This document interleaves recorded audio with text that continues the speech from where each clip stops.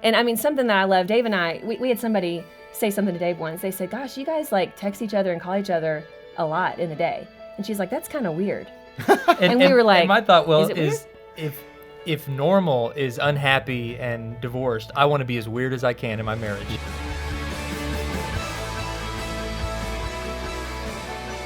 Welcome to the Focus on the Family broadcast, helping families thrive. Really? 7 days to a stronger marriage? Yes. How can that be? I mean, I've been married 31 years. And you're still you're winning? telling me 7 days I could have gotten to that stronger marriage in 7 days? Well, you could have gotten a really good start in 7 days. So it's not necessarily that 7 days your marriage is going to be magically fixed if it's broken, but in 7 days what you can do is create some brand new habits that are going to last a whole lot longer than 7 days. So it's not a magic wand by any means, but we do believe that if a husband and wife will take the time to do what's outlined in the book, the daily activities, I think it could help them reconnect in a way that maybe they haven't connected in years. And that's the part that's going to last much longer than a week and really make a lasting connection. Well, let's get to it. What does that challenge look like? The 7-day challenge. Well, what's really cool is that there's, like you said, a husband's edition and a wife's edition. And so there's readings that are similar enough that they're reading, the same kind of topics every day. Okay, so And guys then, have to read? Yes. Not a whole lot, It's not guys. a whole lot. Not a That whole right lot. there's a Not a miracle. whole lot. 'Cause we That's get the that. challenge. Yes. The guy's version is big letters? Big letters, Yes. lots of pictures. We gave it a little synopsis for the guy's version. No, I'm just kidding. No, it is. No. We want the husband and wife. A lot of times when they're going to read books like this, they feel like they're not on the same page. And we Correct. really feel like if there's something great that really can happen in 7 days is getting back on the same page. And so there's a reading each day that they're going to be reading the same thing essentially, and there's an activity they do together. And that activity can bring them closer together. And more than anything, we just really want them to have healthy conversations. I think that so many of the problems in marriage really start with just a breakdown in communication. I think that there's lots of husbands and wives that really are doing the business of life, but they're not really talking about anything deeper than shop talk, you're where to take the so right. kids. And Yeah. I mean, it's just, and that's no way to live. God wants us to have a vibrant, thriving marriage. And we have to be able to talk about deeper Absolutely. things like our hopes, our dreams, our fears in order to have that and in Okay. order to have a strong marriage. How many wives are screaming through the radio right now or the podcast or what have you going, yes, that's what I want. We struggle with that. We struggle with going deeper, particularly as guys. We're both smiling at each No, other. we're just smiling right now. Why? Yes. Why do we Yes. want to keep it superficial? Oh man, I think that as guys, I think some of the communication mistakes we make in marriage is that men talk to their wives as if they're men, and wives talk to their husbands as if they're women. Well, It's that is so true. We talk to each other based on how we relate, but God put us together as a man and a woman, a husband and a wife, vastly different. And so part of it is just understanding we're wired up to process communication in different ways, and this is biblical, but also there's neuroscience behind this, and there's a little bit of this in the book, but we've had to look into this a lot just to help us in our communication. We both majored in communication in college and thought this is going to be a breeze. We We're got going to get this. communication. We'll no have problem. marriage down Yeah, pat. about 6 months in, we're like, do we even speak the same language? Like, how is this so hard? And Okay, that's hilarious just for a minute. You I know. both graduated with communications degrees and you struggle in your marriage at times. Oh, Yeah. absolutely. You guys should be the experts. And far from it. Yeah, But, I mean, we You did just- write a book, though. We consider ourselves encouragers, marriage encouragers, because it's hard to be a marriage expert because we're not perfect people. There's just all of us imperfect, different families coming from different backgrounds, and so when it comes to communication, like he was talking about the neuroscience, something that we found out, and when I heard this, I laughed because I was like, that is so true. It says that, men really communicate better when they're side by side and when they're doing an activity, whereas women communicate better face to face.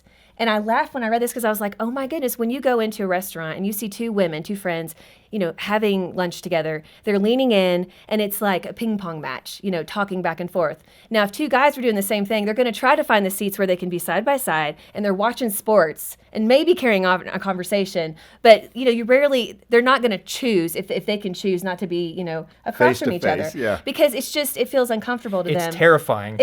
When Well, first few times yeah. in marriage, as much as we had good communication, but it would scare me when she would say, "We need to talk." We need to talk. Right. That's Yes. good. Oh my goodness, Yes. That's a bad It signal. scared me to death. But I realized over time she was just saying, I want to connect with you. Yeah. I want to We really need to connect with you. connect, yeah. And so we found ways to do it, and we found for us, we kind of fit into that mold of men communicate better side by side. When we're on a walk, when we're on a drive, drive. when we're doing an activity together, all of a sudden it's like my mind and my mouth open up in new ways. But when we're looking at each other and the whole purpose is to talk, there's something in me that shuts down. And so we've had to, work through that. And the more research we've done, we've seen that's kind of common. I think one of the reasons for that, and you can correct me if I'm wrong, but I think one of the reasons men need to process, and I don't know that wives understand that. We can maybe be quick on our feet, but I think with our wives, we're a little more thoughtful at times. We need to think, Right. okay, why is she saying that? I don't understand that.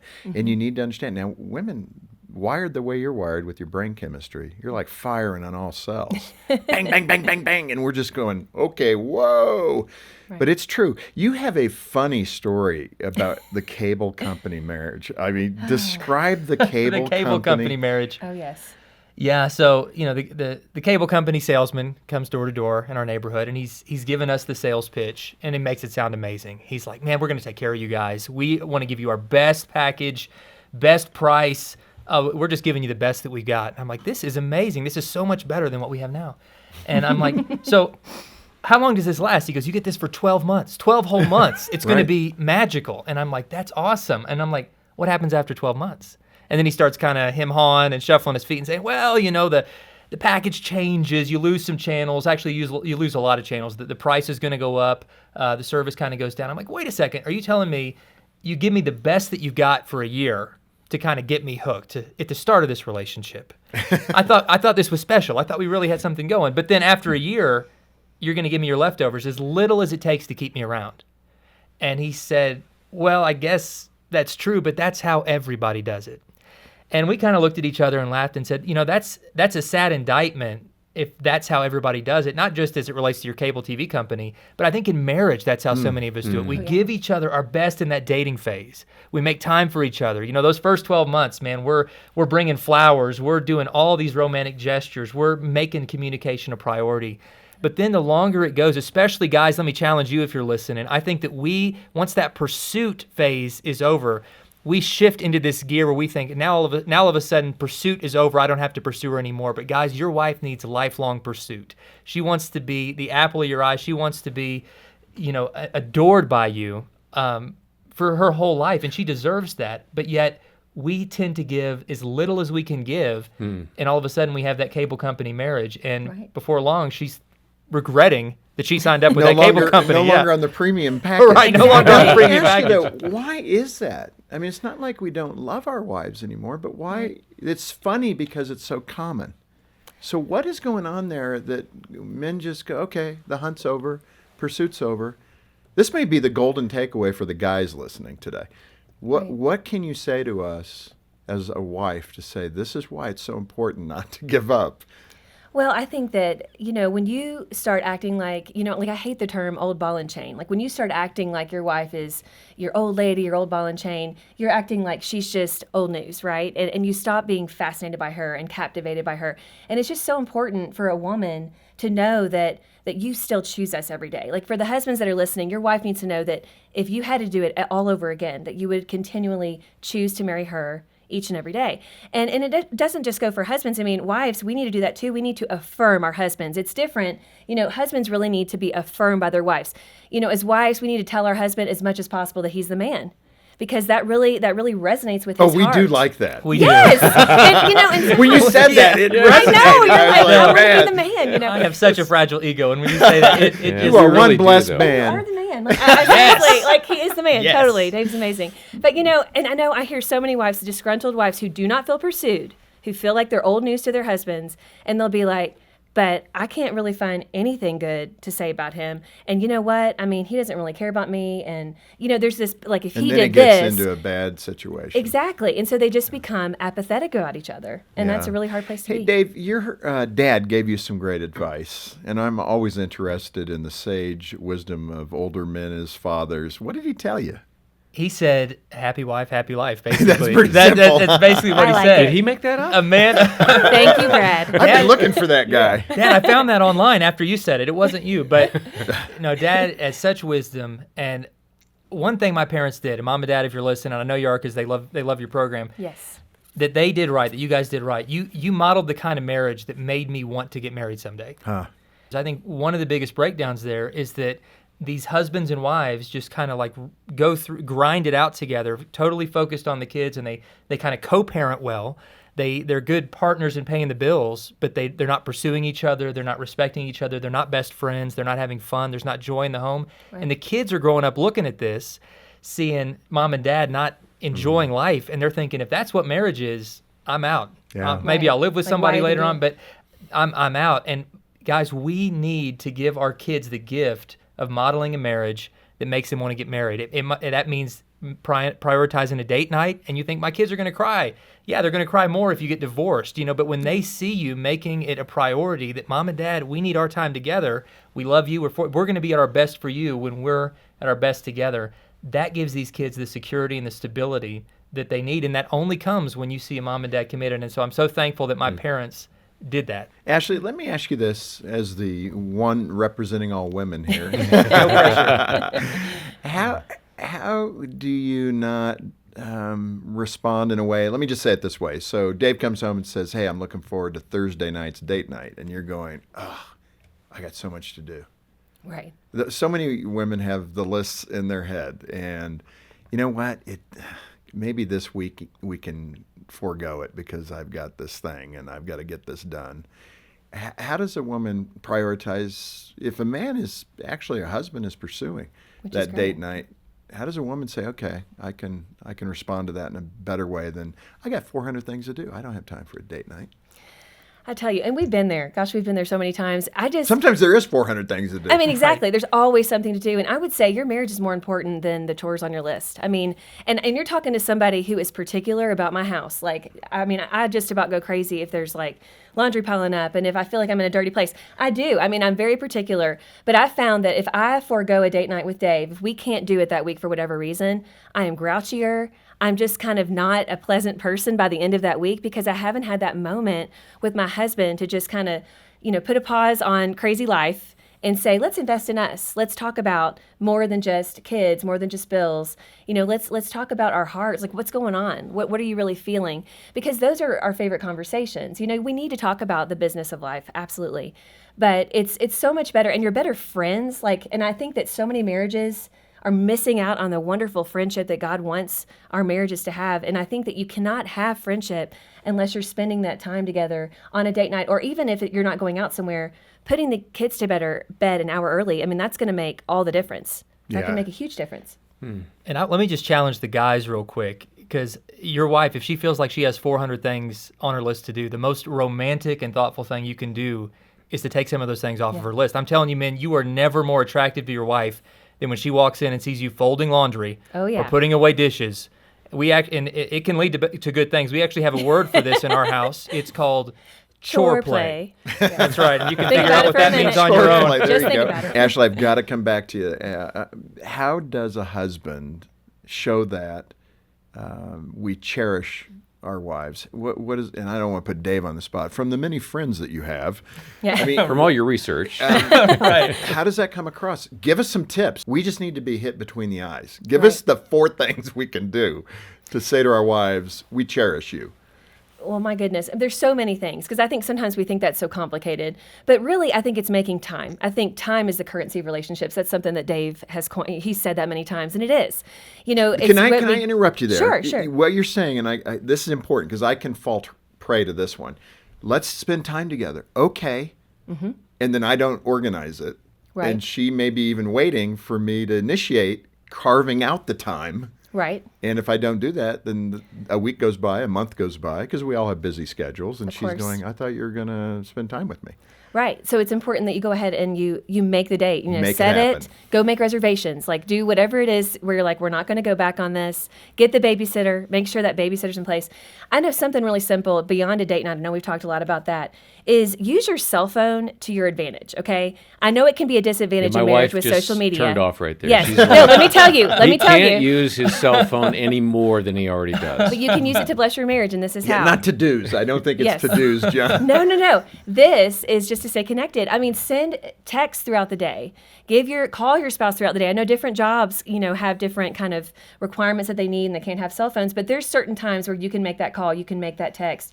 And I mean, something that I love, Dave and I, we had somebody say something to Dave once. They said, "Gosh, you guys like text each other and call each other a lot in the day. And she's like, that's kind of weird. And we were like, and my thought, well, is it is if normal is unhappy and divorced, I want to be as weird as I can in my marriage. Like I want to stand out and do things that other people aren't doing.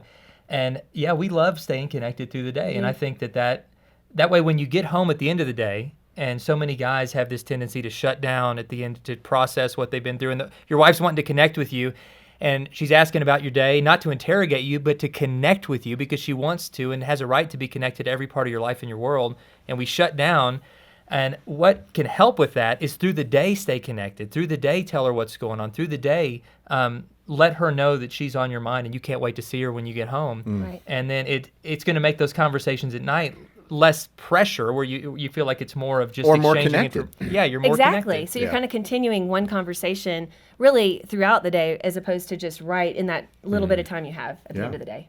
Let me ask you, for better or for worse, can be an everyday test in our marriages, because those are pretty wide-ranging statements, our wedding vows. And even if you've written unique ones for you, I bet it had something to do with that. No matter what the thickness of the jungle we're going through as a married couple, we're going to get through it together. That's day one. By Right, day yeah. 6,789, you're going, okay, maybe you clear the jungle.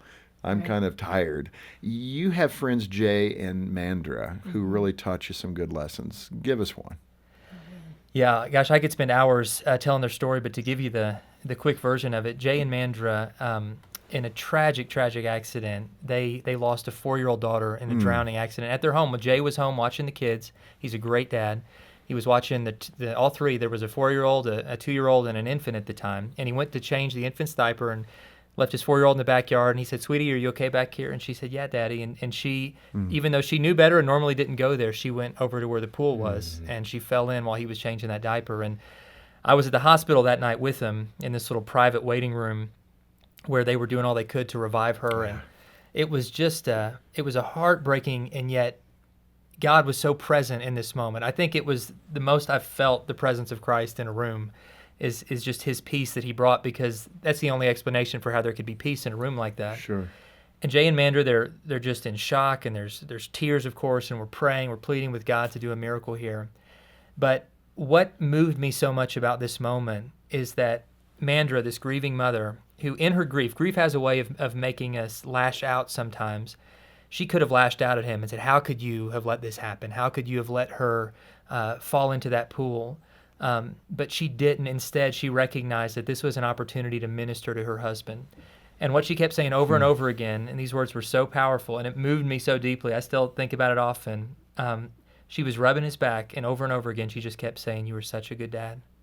This is not your fault. This could have happened to anyone. You were such a good dad." And her words of affirmation in that moment where he was feeling so defeated, he was feeling so just guilty, it gave him the grace and the strength that he needed. And in that moment, I knew they weren't going to be the statistic. The majority of couples who lose a child end up divorced. Grief just puts a wedge between them, or it drives them together. And they said, "We're going to lean on God. We're going to lean on each other." Yeah. And they made it. I mean, they made it. They through a lot of tears, a lot of grieving. They're stronger now than ever before, and their story has touched so many lives. And Jay and Mandra, if you're listening, I love you guys, and thank you for inspiring me just by the people that you are. But there's no grief. And when I saw the way they handled that, I just kind of made a decision in my own life. I said, if they can get through this and lean on each other, there is nothing in life that we will ever face that I can use as an excuse as something to drive us apart. And we're going to let every difficulty bring us closer to Christ and closer together. Yeah.